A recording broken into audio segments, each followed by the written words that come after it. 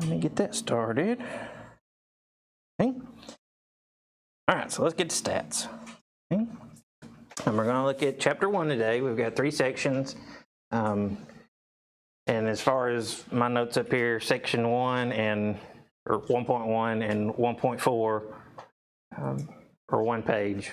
Okay. So most of it's section 1.2. It's not a long day of lecture. Okay.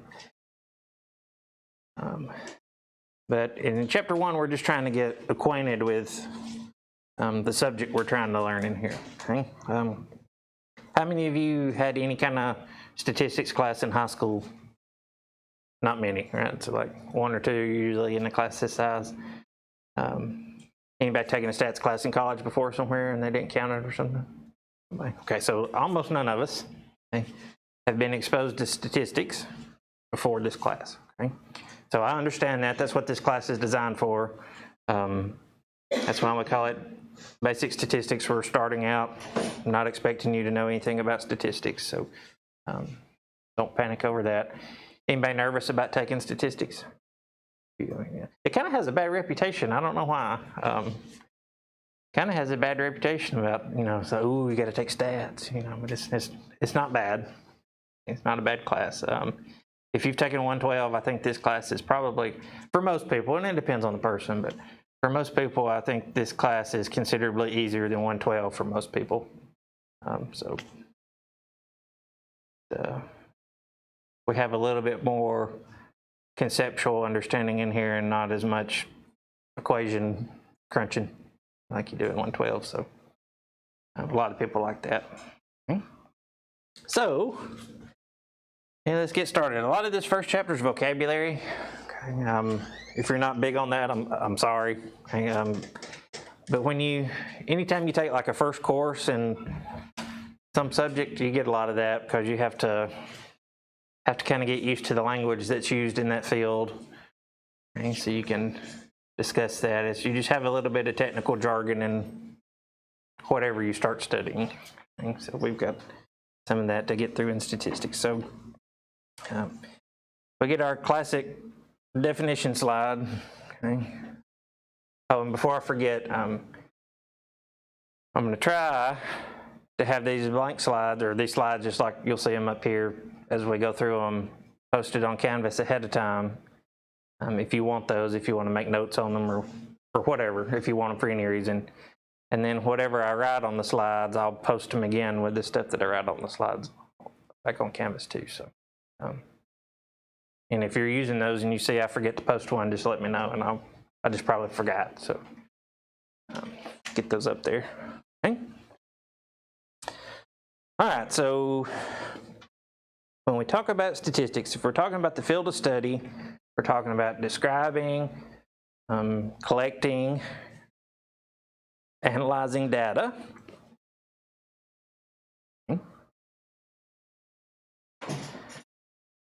But in this class, when we say statistics, most of the time we're going to mean the second definition.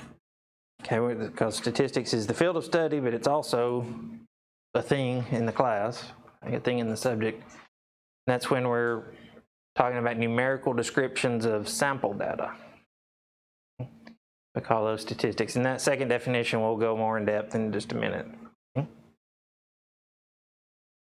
That's what we're about in here. We want to collect data, we want to analyze that data, and then we want to describe that data. Those are our big things that we do in statistics. Okay. So now we're ready to run the gauntlet of first day vocabulary. Okay, so I apologize. We've got like 7 definitions on this next slide. So okay. You don't necessarily have to write them all down, but this is all I got. Okay. So in statistics, it's really important that we're clear on where our data is coming from, and we'll discuss that a little bit more in just a minute. But our goal is sorry, I got tongue-tied there. If we have a a group that we want to know about, okay? And that's very generic. It's not necessarily a group of people. It could be a group of things. But if we have some group of something that we want to know about, that we're interested in, that's what we call a population, okay? So again, in everyday language, population usually means living things. In statistics, that's not necessarily the case. You could be wanting to study every bag of potato chips coming off an assembly line, and that would be your population. Okay? Doesn't have to be living things there. So if we're talking about the whole group that we're interested in, that's our population. Okay? That's our population. And whatever characteristic, come in, you're good. Okay? Whatever characteristic that we're wanting to learn about, okay, that's what we call a variable. So in algebra class, you got like x's and y's you call variables. That's not really what we're thinking about here. We're thinking about some characteristic of a population. So maybe if we're trying to study the students in this class, hair color would be a characteristic, right? Because it says it changes among members of the population. So that just means if you go to one person to the next, some people have different hair colors. Right? That's all that means. So that would be a variable. Okay? It's something that's not the same for every member of the population. Okay? Then if we take counts, okay, or measurements of those variables, okay, those observations, then that's what we call data or data. Okay? For some reason, I got started calling it data, so I say that a lot, but I think the technically correct definition is data. I mean, pronunciation is data. You'll hear it both ways. Okay, so that's when we're actually counting, or measuring, or making some type of observation about a variable. That's what we mean when we say data. Okay. All right, halfway there on vocabulary. I know it's not real exciting. Okay. So, we got our idea of population, of data, and the next term up here we have is a census. Okay. So, what a census is where we're collecting data from every member of our population. Okay. So if we go back to the hair color of students in this room again, we would record the hair color for every person in the room. Okay. That would be us taking a census. Okay. And a census is really useful. If you want to know something about a group, about a population, you just take a census. You've got all the information you need, and you can look and tabulate the information and make a graph or whatever you want to, and you just get the information. You might be familiar with the United States Census. We just had one when? Yeah. What year? 2020. Yeah, I had 2020. U.S. Census 2020. Okay, so the idea there with the United States Census, they've got a bunch of different questions they're asking on those things, but the idea is that they're getting every member of the population of the United States. Okay, that's the goal anyway. Okay, they try really hard to get as close to getting everybody as they can and record their information. Okay, that's the census. Anybody know why they only do the or how often do they do the United States Census? Anybody know? Every 10. It's every 10, yeah. Every 10 years. So had one in 2020, the one before that was 2010, 2000. So the next one will be in 2030. If a census is so useful, right, it is useful. You get tons of information from doing the U.S. Census. But if a census is so useful, why do you think we only do it every 10 years? What are some possibilities you can think of there?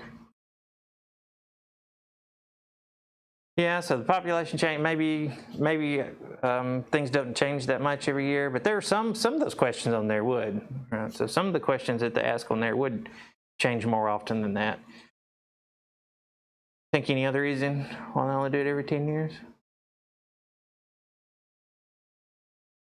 Okay, maybe too much data to work with. That's there's an aspect to that that's true, but you know, we've got computers we can crunch data with, but they're part of that does come along with it. I think anything else? Cost is a big one. Okay, how much money do you think it costs to send out surveys and make sure, you know, 330 million people fill out a survey and then tabulate all that data and get all that done? That's expensive.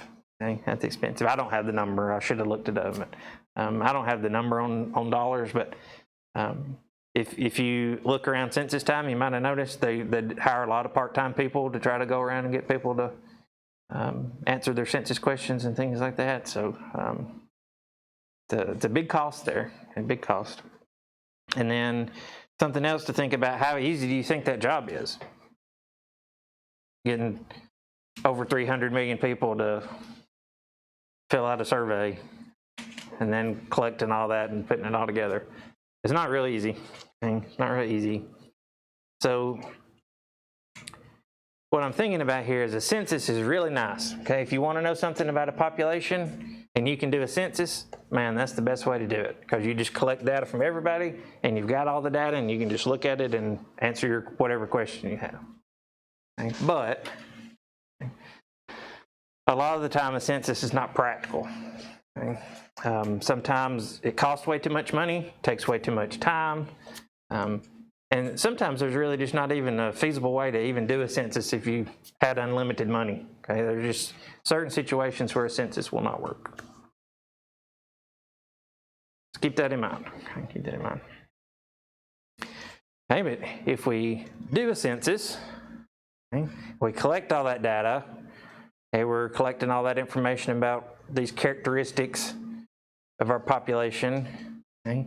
Then if we come up with numerical descriptions for those characteristics, those are what we call parameters. So parameter is a numerical description of some population characteristic. Okay. So it's a number that describes a population. That's a parameter. Okay. That's our goal when we do a census, is to come up with some parameters. Okay, but remember we said a census, we can't always do that, and impractical for many reasons there. So lots of times what we end up doing instead, okay, is instead of going around and collecting data from every member of the population like we do in a census, instead what we do is we just collect data from a subset of the population, the subset of the group we want to know about. Okay, so just part of the group. Okay. And when we do that, that's called a sample. If we have just a subset of the population, that's a sample. Okay. So you can think about this if you're making like a big pot of vegetable soup or something. You know, if you want to know how the soup tastes, right? Because you don't want to serve it to everybody and not know how it tastes, right? So if you want to know how this big witch's cauldron full of vegetable soup tastes, what do you do? Well, you do. I heard a couple different things about it at the same time. What ideas you got?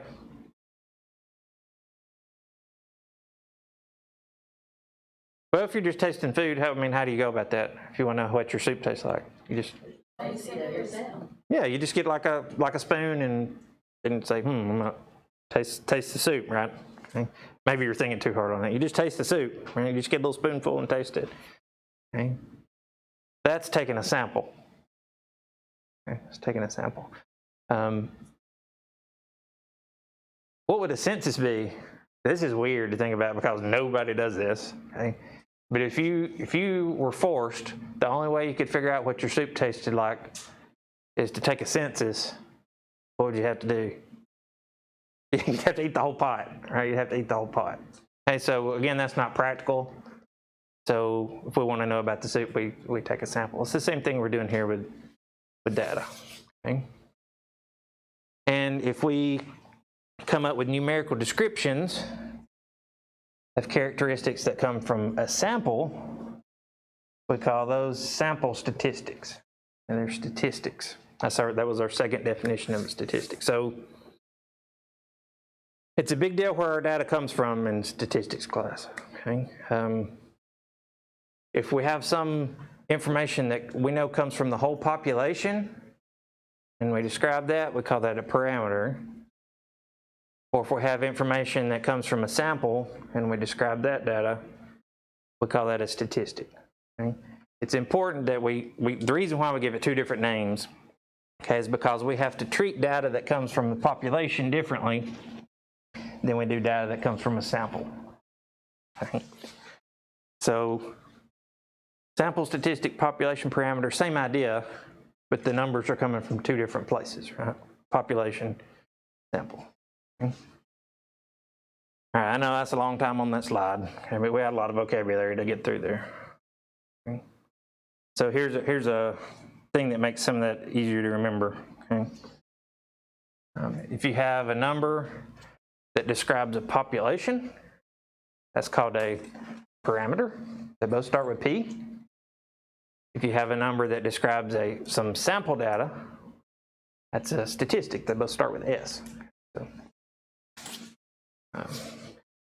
kind of quick and easy version there. Any questions so far? Okay. Well, let's look at a couple of examples here. We want to pick out what the population is and then what the sample is. So part A here says, in a survey, 359 college students at the University of Jackson were asked if they had tried the October flavor of the month at the campus coffee shop. 83 of the students surveyed said yes. So if we want the population, this is the whole group that we're studying. Okay. All right. So what group of people are we studying here? That's University of Jackson, but yeah, that's probably JU. Okay. What are they? UJ?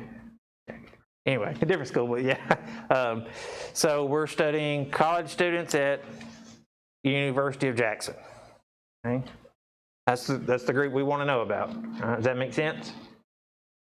Okay, well, let's contrast it with the sample. What is our sample? What's our subset of that population? Yeah, the 359 that were in the survey. Because we only collected data from 359 of these students, and who knows how many students there are there. It could have 10,000, I don't know. Okay. So the group we want to know about, the population's college students at the University of Jackson, and then the ones in our sample are the 359 that were surveyed. Okay. Let's look at the next one. Okay. B says, a survey of 1,125 households in the United States found that, we're missing something there, found that something percentage listen to satellite radio. Okay, I don't know what happened there. We just lost part of a sentence. Okay. And that, let's see, we'll ad lib it.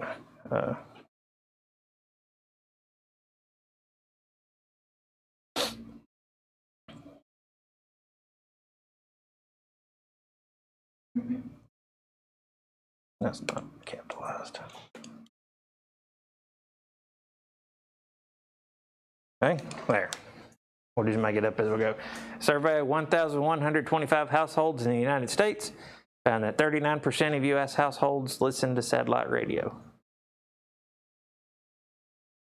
Okay, so what group are we studying there? Households in the United States. Okay, and you do have to be a little bit careful. And you do have to be kind of specific on that. Because it lists it's households in the United States, so we can't just say households because that could mean the whole world, right? But here we're just talking about ones in the United States, would be our population. And then what would our sample be? Yeah, the ones in the survey, the 1,125 households in the survey, that's our sample. Okay. Does that at least sort of make sense? Having any questions? Okay with that? All right. That's sample versus population there. Okay.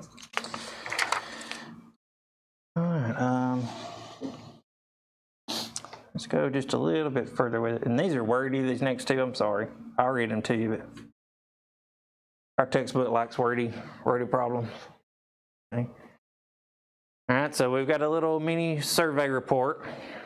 And our goal, we want to pick out the population we're studying, figure out what our sample is, and then it gives us a highlighted number, and we want to figure out if that is a parameter or a statistic. Okay. All right, so let's look at this one. It says online gaming is gaining in popularity according to a 2017 survey by the Pew Research Center, but there are sizable differences by age and gender.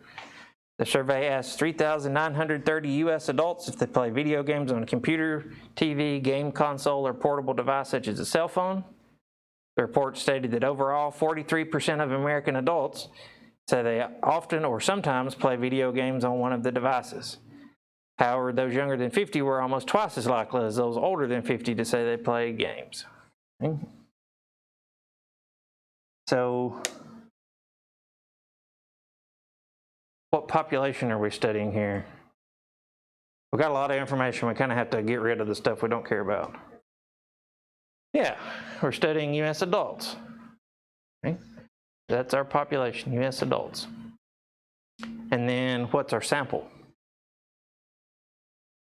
Yeah, okay, so it says we've got a survey, and in the survey they asked 3,930 U.S. adults if they play video games. Okay, and then the last part, we look at our highlighted number here. It says the report stated that overall, 43% of American adults say they often or sometimes play video games. So don't think too hard on this, just look at what it tells you. Okay, is this 43% telling us about the population or just about the sample? Remember what our population is. Our population is what? U.S. adults or American adults, you can say it either way. And so our report here says 43% of American adults say they play video games. So that's telling us about the population. So this is a parameter, that's right, both start with P. So 43% here is a population parameter. Okay. Now it doesn't tell us how they figured that out. We'll talk about that later. Okay. But it's telling us this 43% goes with all American adults. So that's the population, so it's a parameter. Okay. All right, let's look at another one. Okay. All right, number 2 says a 2015 National Telephone Survey about video games revealed that although both men and women play video games, men are more likely to refer to themselves as gamers. 50% of men and 48% of women surveyed play video games, but men were more than twice as likely as women to say that the term gamer described them well. Survey conducted by the Pew Research Center contacted 2001 adults 18 years of age or older living in all 50 U.S. states in the District of Columbia by either landline telephone or cell phone. Okay. So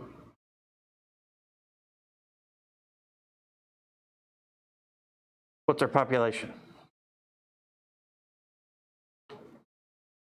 Yeah, we've got U.S. adults, and then, yeah, so and it says 18 or older, but that's usually what we mean when we say adult, right? Okay. So what's our sample? The 2001 adults that were contacted by phone. Okay. And then our highlighted percentage, 48%, it says 48% of women surveyed play video games. So that 48%, is that telling us about the whole population or just the sample? Just the sample, because the difference here is it says 48% of women that were in the survey. It doesn't just say 48% of women. It just says 48% of the ones in the survey. So this is telling us about the sample. So this is a statistic. That's a statistic, sample statistic. Okay. All right. Questions on those two? I'm sorry. They always get highlighted? No, it's not necessarily always highlighted, but usually they're not this long. When it's not highlighted, it'll give you just a little short thing and then say, is this a population parameter or sample statistics? So yeah, the ones in the Hawks assignment are not quite this wordy, okay? Luckily. I know everybody likes reading a chapter out of a book to answer one stats problem. Okay? All right, so we've talked about differences between populations and samples and terminology that goes along with those. And then now we've talked about parameter versus statistic. Okay. So we got one more kind of vocabulary thing to go here in this section. Okay. All right. And here's where they call it two different branches. Yes, so I guess that's sort of accurate, of statistics. Okay. We have two ways we use statistics. Okay. And so the first branch, or the first type of statistics, we call descriptive statistics. And that's just what it sounds like. Okay. We're just describing sample data. Okay. It's a descriptive statistic. Okay. And usually we're a little loose with that, and if we're talking about parameters, we're just describing those. Sometimes you'll see that thrown in with descriptive statistics. But the big piece of that is all we're doing is we're describing. Okay. So you'll see some graph, and you got a pie chart and says, look, this slice of the pie is bigger than the rest. Or we'll say the average age of voters in the last election was 23 years old or something like that. Then that's just describing. Okay. And then the other way we use statistics, we call inferential statistics. Okay. So inferential, that means we're making an inference. Okay, we're inferring something. We're drawing a conclusion. So the idea with inferential statistics is that we gather some sample data and we get those descriptive statistics, but then we don't stop there. We use that information to estimate something about the whole population. Okay. So we don't just look at our sample data, we take our sample data and use that to make some kind of estimate or draw some type of conclusion about the whole population. That's inferential. So inferential statistics, we're inferring something, you know? We draw a conclusion.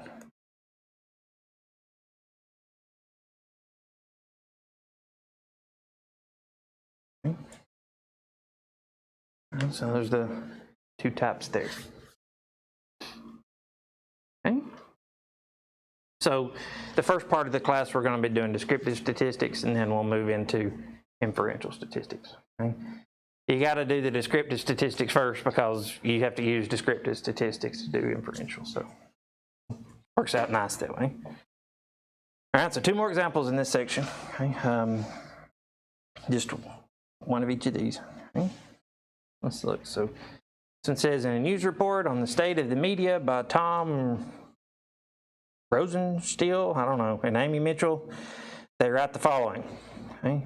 AOL had 900 journalists, 500 of them at its local patch news operation. By the end of 2011, Bloomberg expects to have 150 journalists and analysts for its new Washington operation, Bloomberg government.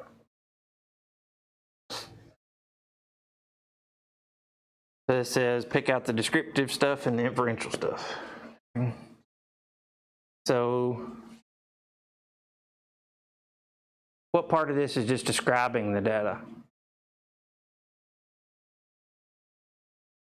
Yeah, it says AOL had 900 journalists, so that's just stating the fact, right? It's just describing what was in the data. And then this next part goes along with that too. It says 500 journalists were at this local news operation. Okay.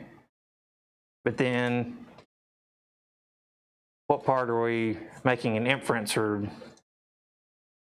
yeah, drawing some kind of conclusion? Because, okay, this is saying that by the end of 2011, they expect to have 150 journalists, so they're making some kind of inference, right? This is, I know it's 2011, but this is like in the future, right? We're saying in the future, we're projecting, hey, we're going to have 150 journalists and analysts for our new office.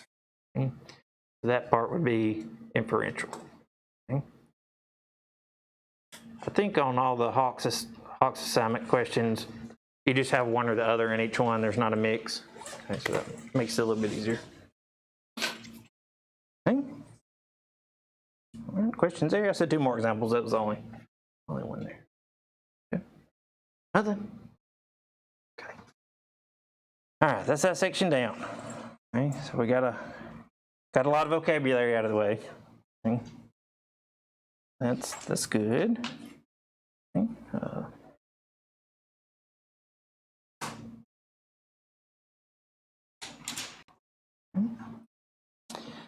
All right. This section is less talking and more of us looking at examples. So there's a little bit of, I have to lecture you a little bit on, give you the information, but it's not as just like vocabulary heavy. So maybe it'll be a little more interesting. Okay. All right. So in 1.2, we're going to do something, unless you're just a big nerd like us math people, you probably never even thought about doing. Okay. And that's classifying data. So we're putting data into different categories. Okay. I think most people probably never think about that there's different types of data, okay, or data. Okay. Different types of data out there. So what we're doing here. Okay. And we're gonna do this classification. There's 3 types of classifications we're gonna do. Okay. So we'll see those as we go through. The first thing we want to be able to tell about our data, okay, is, would we call this data qualitative or quantitative? Okay. So whatever data we have, we can put it into one of these 2 categories. Okay. So qualitative data, okay, we get that from quality, so we're just describing like a characteristic of something, and it's just, we just have a label or a description.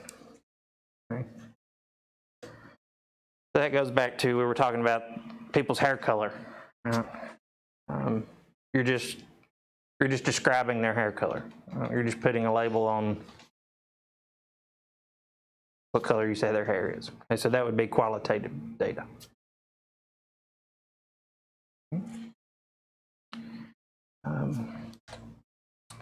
The other option is quantitative data, and that's when we're dealing with a quantity. Okay. So here usually we're counting or measuring something. Okay. So we say the average age of students at JSU is 21.3 years old or something like that. And then that's a count. Okay, that's a little weird, but we count our age, right? We count how many years have passed since we've been born. That's a count. We could say I've got $5 in my pocket. That would be quantitative. And it's a quantity of something. So that you can think about that as a count. Or we could say, we've got 14 weeks of class. Okay? And that's, well, you can think about that as a count too. That's really a measurement of time. That's what we're doing there. We're measuring. Okay? We could say it's 72 degrees in here, and that would be quantitative. We're measuring temperature. Okay? Now, there's a dangerous way to think about the difference between these 2. Okay? That'll trip you up sometimes. Okay? It's very tempting to say qualitative data is when we have words, and quantitative data is when we have numbers. Okay? you have to be careful because there are times when we use numbers like labels. This is classroom 118. Okay. There's not 118 of anything in here as far as I know. The 118 doesn't mean anything about a quantity. There's not 118 rooms in the building. Okay. It's just a label. So in that case, the room 118 is just a label, so that would be qualitative. You have to be a little careful about that. Okay. It's better to think about qualitative data being labels or descriptions, and then quantitative being a count or a measurement. Okay. All right, so let's classify some data. Okay. We'll get that already. All right. So we're going to decide if our data here is qualitative or quantitative. So part A gives us shades of red paint in a home improvement store. So think about if you had a list of all the different shades of red paint in a store. Would that be qualitative or quantitative? Qualitative, because you're going to have names, right? You're going to have names of the different shades of paint. Okay? So that would be qualitative. Okay? And you do have to be careful, and like if you have multiple choice question and it says, you know, circles is quantitative or qualitative, you have to read really careful because the words look a lot alike. Okay. Right, B says rankings of the most popular paint colors for the season. This one's a little bit trickier. What do you think there? It's qualitative because, yeah, it's a ranking, but here we're still, really our data is still just the paint colors. The only thing that's changed between these two is we've just put them in some kind of order, right? We've ranked them, but like if our list is still going to be names of different shades of paint. Okay? So that one would be qualitative. Okay? What about C? We've got the amount of red primary dye necessary to make 1 gallon of each shade of red paint. What do you think? That one's quantitative. That would be a measurement, right? We would say it takes, I don't know how you measure dye for paint, 20 milliliters of red dye to make this type of paint. Okay? That would be a measurement. So it's quantitative. Okay? Now, what about D? The numbers of paint choices available at several stores. Quantitative, right? Because we'd say there's, 200 paint choices at this store, 400 paint choices at this store. So we have quantities. Right? Those would be counts. Questions on qualitative versus quantitative? All right, well, we're a third of the way there then. Okay, we're a third of the way there. We've got 2 other ways we're going to classify data. Okay, the next classification we want to be able to make is calling data continuous or discrete.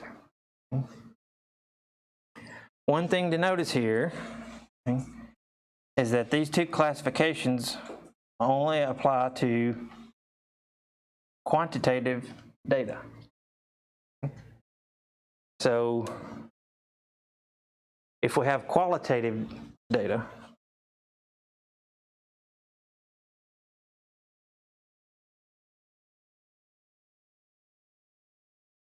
it can't be either one of these. So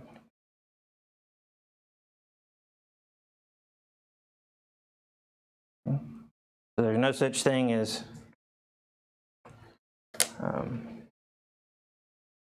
continuous qualitative data. There's no such thing as discrete qualitative data. Okay, doesn't apply. Okay. All right, so what's the difference here? Okay, continuous data is usually when we're measuring something. The definition is confusing. Okay, it says it can take on any value in a given interval. Okay, so what that means is if you have some range of values, you can pick any number in that range of values for that type of data, and it's going to make sense. Okay? So that's usually when we're measuring things, right? Like if you want to measure the temperature in the room, okay? If you just have an old-fashioned thermometer, you might say it's 71 degrees in here, okay? And that makes sense. Or you can get like a nice digital thermometer and it'll say it's like 71.3 degrees, and that makes sense. Okay? Or you can, get some nice lab equipment and bring it in here and get a real good measurement, and it'll say it's 71.351298 degrees in here, and that makes sense. Okay? So with continuous data, depending on how you measure it, you can be more and more and more precise. Okay? You can have more and more and more decimal places, and it makes sense. Makes sense. Discrete data is not that way. Okay? Discrete data is usually when we're counting something. Okay? That's like how many students are in the classroom. Okay? And if we say we have 30 students in here, that makes sense. If we say we have 29 students, that makes sense. If we say we have 29.5 students in here, then we don't know what we mean. Right? What does that mean? How can you have 0.5 of a student? You can't. Okay? There's only certain values, and with counts, it's usually whole numbers, right? That we have for our data. Okay? Does that make sense, sort of?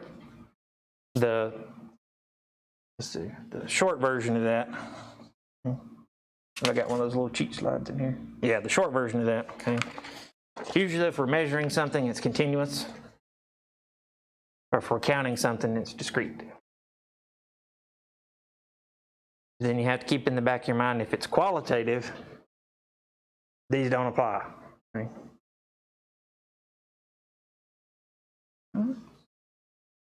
So let's look at the couple here.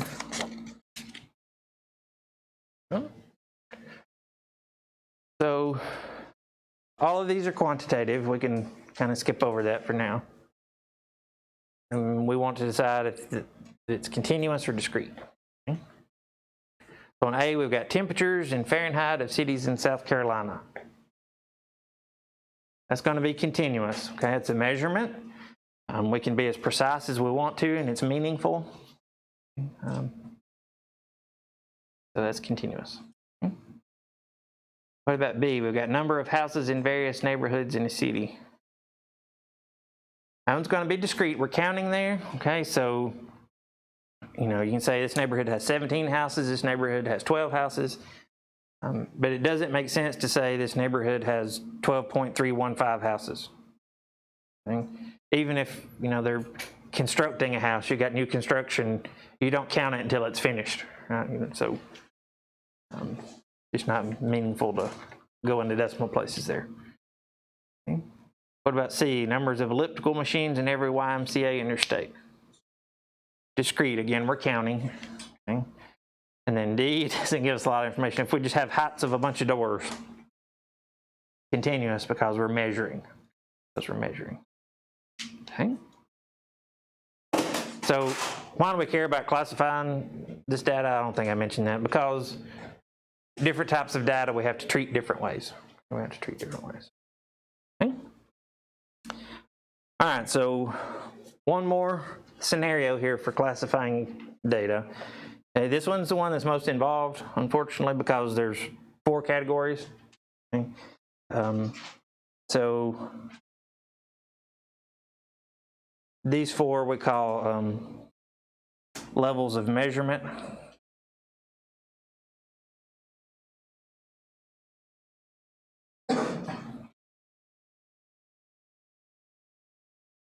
Levels of measurement. Well, we got 4. So nominal's the lowest level, ordinal's the next step up, interval's the next step up, and ratio's the highest level of measurement. Okay? We call them levels because as we go up, we're going to have a certain property that defines each category, but as we move up, the next category also has the property of the one below it. So like ordinal has everything nominal has plus something. Interval has everything ordinal and nominal have plus something. Okay? But they kind of go up in like a staircase or a ladder, okay, if you want to think about it that way. So let's look at these one at a time. It's way too much to take in all at once. Okay, so let's look at nominal level data, okay? So nominal level data, one thing it tells us is that in order to be nominal level, our data is qualitative. Okay? So if we have quantitative data, it's not going to be nominal.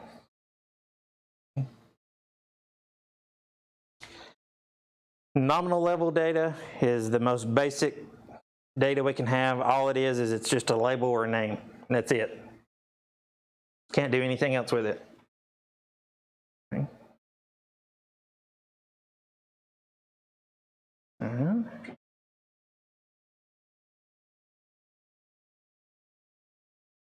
Okay. The second level of measurement is what we call first of all, I forgot. Nominal. What does the word nominal mean? You mean? It just means like by name. Okay, it's just a label. It's just a name. Okay, so that's nominal level data. Okay. Now, second level is ordinal level data. Again, we're dealing with qualitative data here. Okay.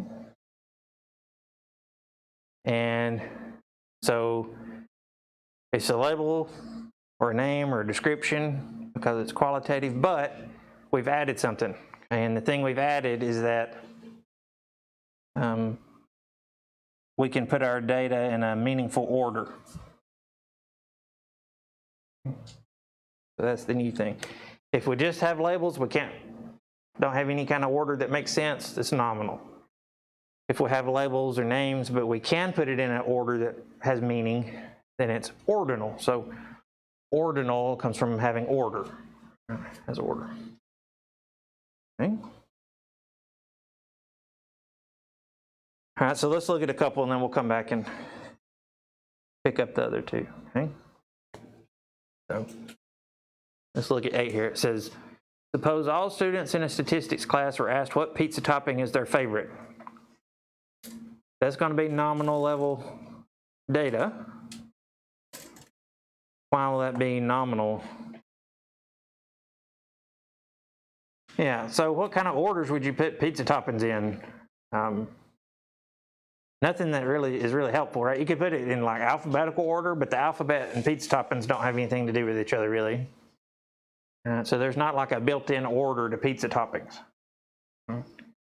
So we would not have order there, so that would be nominal level data. Okay. Okay.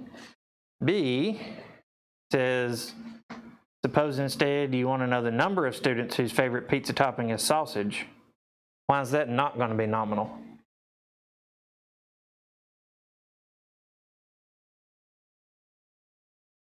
Yeah, and if you are dealing with a number, if you're counting how many people's favorite pizza topping is sausage, what type of data is that? It's not qualitative, it's quantitative. Okay? So it can't be nominal or ordinal, it's got to be something else. Got to be something else. Okay? All right, let's pick up our last two here. Okay, so we're at the third one. We're at the interval level. So here is where we switch over to quantitative data. Okay? So nominal and ordinal are types of qualitative data, and then interval and ratio are types of quantitative data. Okay? This is quantitative, and it's the next highest level of measurement, so not only can we put it in order, like ordinal level data, but we can do something else, and the something else we can do is that it says differences between data entries are meaningful. That means we can add and subtract and it makes sense. Okay. So there, maybe you've got like, you're rating your teacher and your ratings are good, better, best or something. Okay. You can put that in order. Okay, but what's best minus good? Don't know. It doesn't make sense to try to subtract there. Right? And really, that's different for different people, what the difference between best and good is. Right? But here, we can subtract and it makes sense. So, like people's age would be a good thing here. So, if one person is 35, another person is 30, we can say that the 35-year-old is 5 years older than the 30-year-old. Right? We can subtract. Okay? So that's interval level. That's where we get the interval part from, is that the distances between the different data values have meaning. We can actually figure out something about how far apart data values are. Okay. Hey, one more. That's ratio level data. And again, we're dealing with quantitative data. And we've got all the properties of the ones before it, so we can put this data in order. We can subtract and it makes sense. But then our new thing is a little confusing. Okay?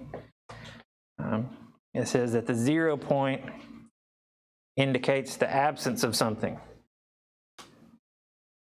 Okay. So what that's saying is 0 actually means nothing. It actually means something's missing if we have 0 in ratio level data. Okay. So think about like degrees. Well, let's do degrees Fahrenheit since we live in the United States. Right? Does 0 degrees Fahrenheit, is that as cold as you can get? No, you can go down below 0, right? 0 is just like a placeholder on the Fahrenheit scale.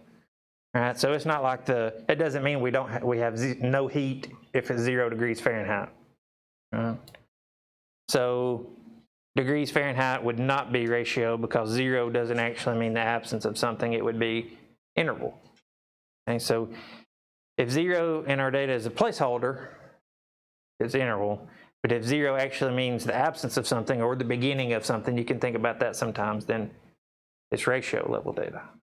Okay? If I say I have $0 in my pocket, what does that mean? That actually means that I don't have any money. Right? So that I'm actually absent of money. Right? So that would be ratio level data. Okay? Because I can't physically, okay, on paper it could go in the negative, but I can't physically have negative dollars in my pocket if we're talking about cash money. Right? Okay. And then something else that's helpful sometimes thinking about the 0 thing's tricky. Okay. Something else that can be helpful with ratio level data okay, is that we can multiply.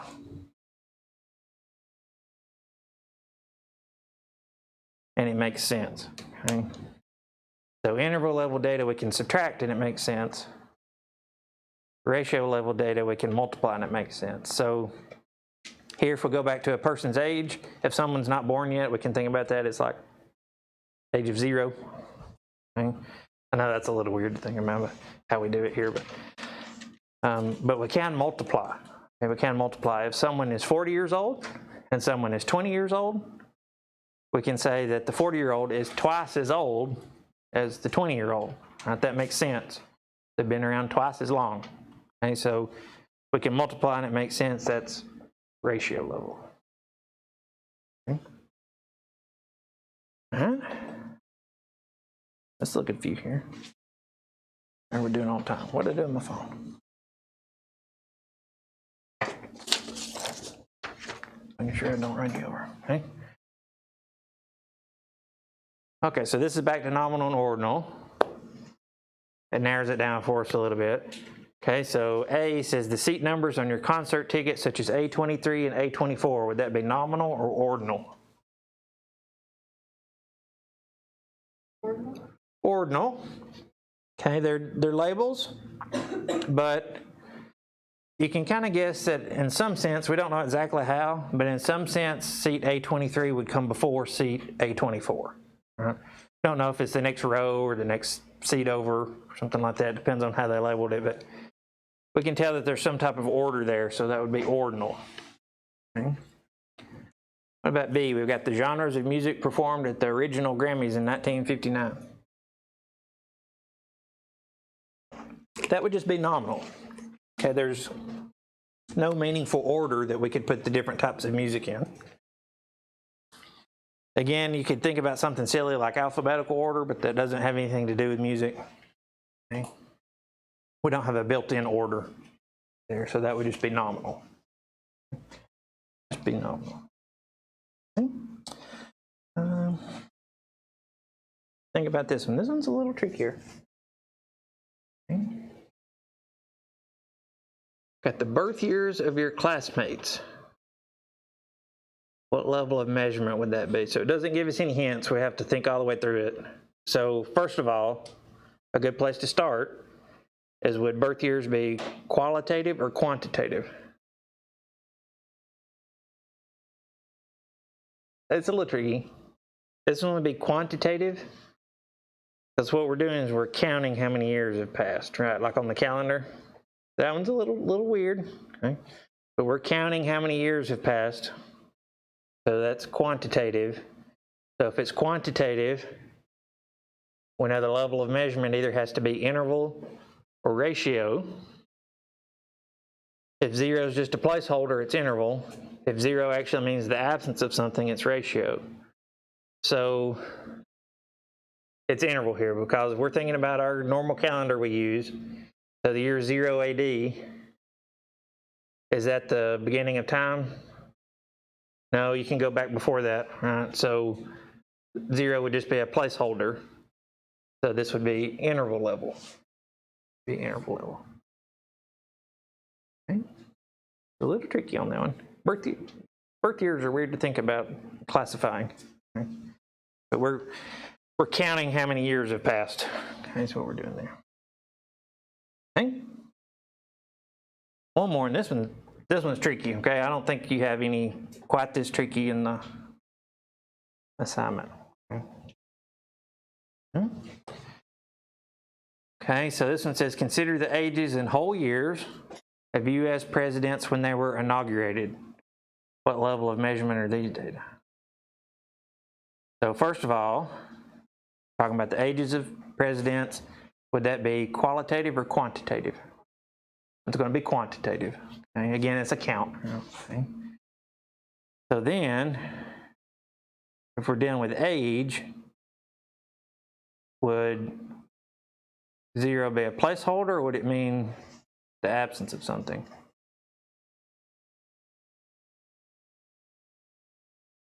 Yeah, can you be younger than 0 years old? Not in whole years, right? We're not doing the months thing. Okay. So 0 is like the beginning, right? The absence of age, if you will. Okay.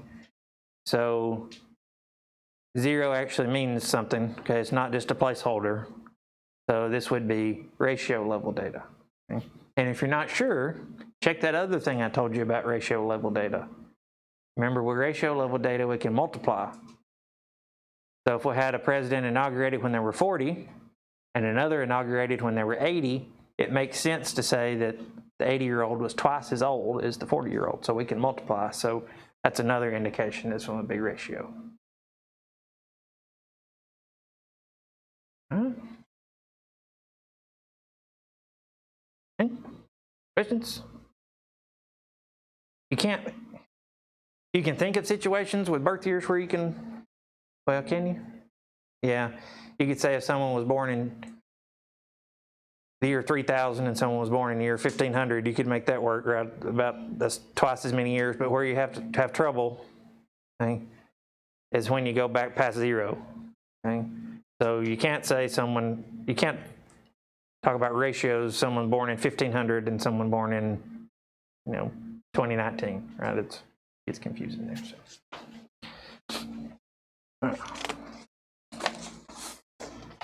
So here's our quick and dirty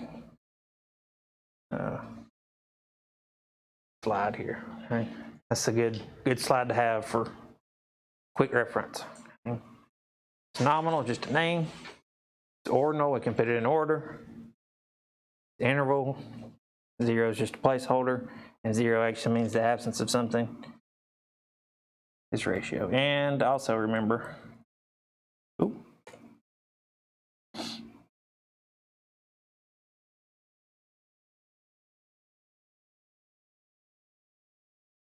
we've got this qualitative, quantitative line.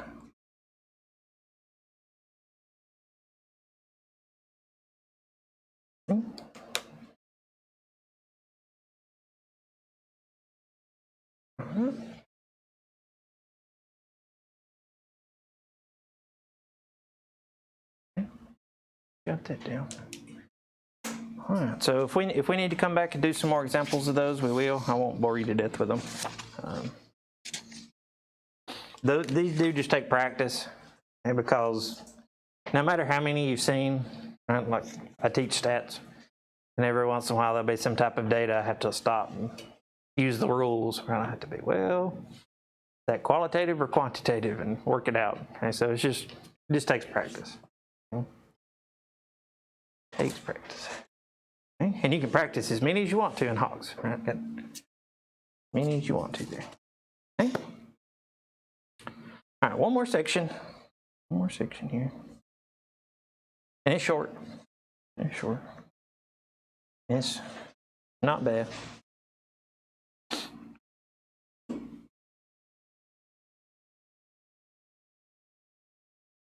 Got 6 slides here, so give you some hope. Okay? Give you some hope. Okay? Section 1.3 is about different ways you can collect a sample. Okay? I might put that in as bonus later. Haven't decided. But really, you could have a whole course on different ways to collect a sample, so it doesn't get real deep there. And we're not actually collecting sample data in this class. If you go on and do stats with other things, you will. But so we're going to skip it for now. Okay. And 1.4, we're thinking critically here. This is what we want to do. It says how to critique a published study. We want to not just believe everything that we see in a headline or in a research paper. Okay? Just because it gets printed, we still want to think about, is this valid or should we be skeptical? Okay? So that's our goal here. We want to think about things we should critically think about when we see some type of statistic reported. Okay? Anybody heard the phrase, you can make statistics say whatever you want them to say? You ever heard anybody say that before? Hadn't heard that? Okay. Well, that gets thrown around a lot. And, that's really only true if you don't know about statistics. Okay? Because if you can think about some of these things, then you realize maybe some stats are not as reliable as others. Okay? Okay, so let's look at a claim here. Let's practice being skeptics. Okay? All right, it says, consider the statement found on a popular bottle of shampoo. Makes hair 60% smoother. So you're out, you're shopping, you decided you're going to change shampoo brands. Okay. And you see this bottle that says makes hair 60% smoother. That sounds pretty good to you. You want your hair to be smooth, so before you just buy that hook, line, and sinker, what kind of questions should come to mind? Think anything? Yeah, maybe what kind of ingredients they're using that would make it better than some other shampoo. Yeah. Yeah, you could also think about cost too. That's more of a practical thing there. Okay. The other shampoo. Yeah, you think about the other shampoos, so that kind of like what would make that one stand out there. Really specifically what I'm asking is, yeah, how do we know 60%? How'd they come up with that number, 60%, right? That's good. So yeah, I'm really wanting to focus on the claim here. Like, should we buy that or not? And what should we be kind of thinking about whether or not we accept that or reject that idea? Think of something else? Are you really trusting people? Get one.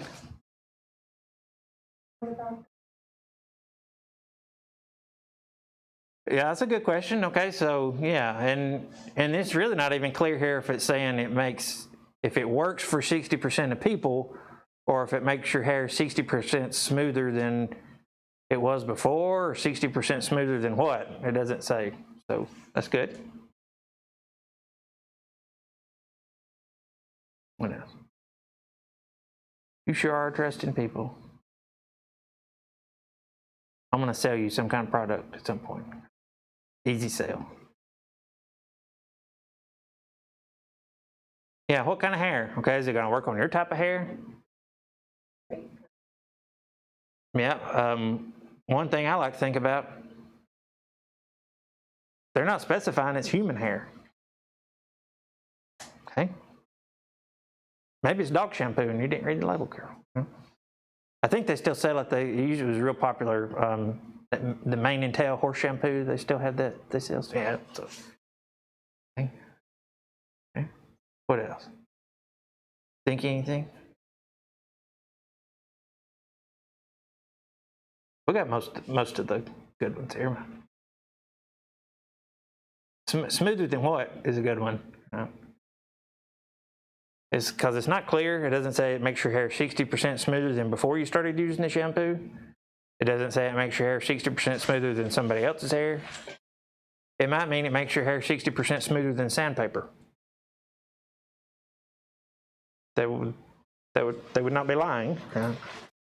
And so you just want to think about some things that go into a claim when it's made like that. Okay, you really want to dig in and think about what it's saying, because a lot of times claims like these say a lot with what they don't say. They're not specifying a lot of things in there. Okay, so we got the main ones there. Okay, so that's one thing you want to do when you see a study. Okay. The other thing you need to be aware of is this thing called bias. Okay. And you might be more familiar with the common English term, what it means to be biased. In stats, what we mean is that we're favoring one outcome of a study over another, and that would be bias. So the goal is, if ideally you could not have any bias, then you just do a study and then it just turns out the way it turns out, and you haven't pushed it one way or the other, and just get the data and it just tells you what the data says. Okay? In reality, that doesn't happen. Okay? It's pretty much impossible to eliminate all forms of bias. Okay? So what we do instead is, where we can, we minimize bias. Okay? And then sometimes we can't even do that, so we just have to be aware of the bias. Okay? And sometimes we can work around it. And sometimes we can work around it. Just really quick, there's like 8 or 9 types of bias and things that can happen in a study. We're just going to hit real quick. Okay? So this first one's a big deal. Okay? This first one's a big deal. Sampling bias. So that would be like, okay, we're going to do a poll in the state of Alabama, and we're going to do our poll to figure out the favorite football team and favorite college football team in the state of Alabama. And we have collected some sample data. We did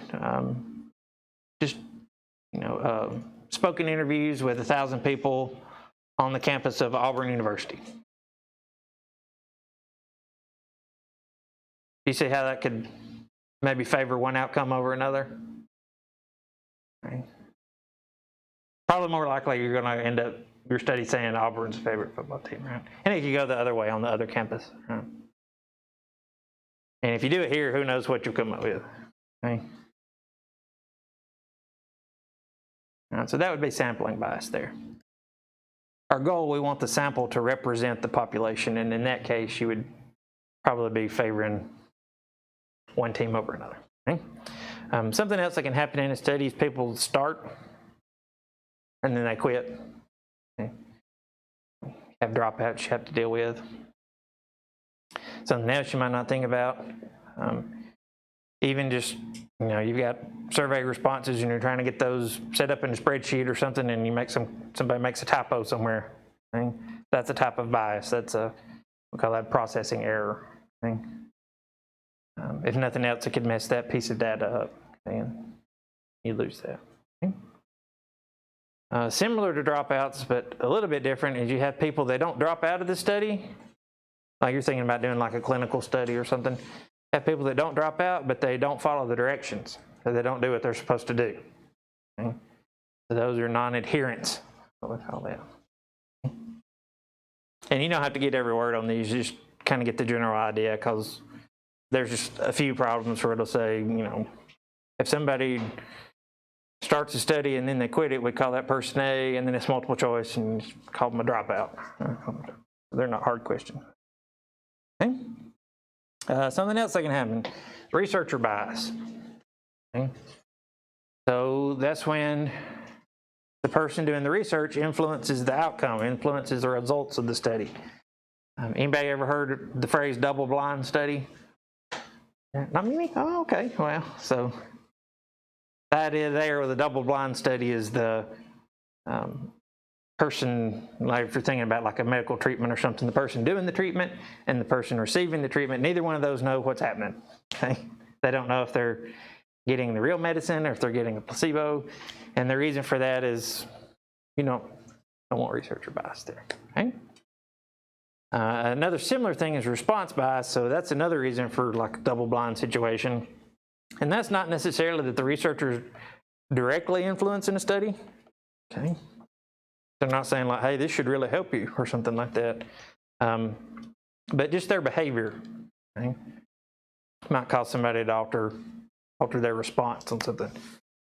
So like if you're taking a test and, multiple choice and your teacher's walking around and right when they go by you mark B on something and they go, ooh, then that might make you change your answer, right? That make you change your answer. So that would be response bias. Okay. If you have trouble getting people to participate, okay, then you can have participation bias. That can also happen if you have a bunch of people that are too willing to participate. Okay, there are some people that it's just a natural bias. Okay, some people are like, yeah, I really want to do that, and they just have a little bit of a different personality than people that are not so excited about participating in something like that. So something you have to think about there. And then the last one on here is non-response bias. It's what it sounds like. You can think about that like if you're given a survey, it has 10 questions, and maybe one of them is embarrassing to answer or something like that, and you have a bunch of people that only answer 9 out of the 10. They skip the embarrassing one or something like that. That would be non-response bias on that question. Okay? You have to, what do you do with that? If they don't answer, you can't say they said yes or no. You'd have to deal with that. Okay? So, all right, just want to think a little critically when you see these things. You don't want to just jump into it. So they've got a little, probably everybody's heard this story before, maybe not, but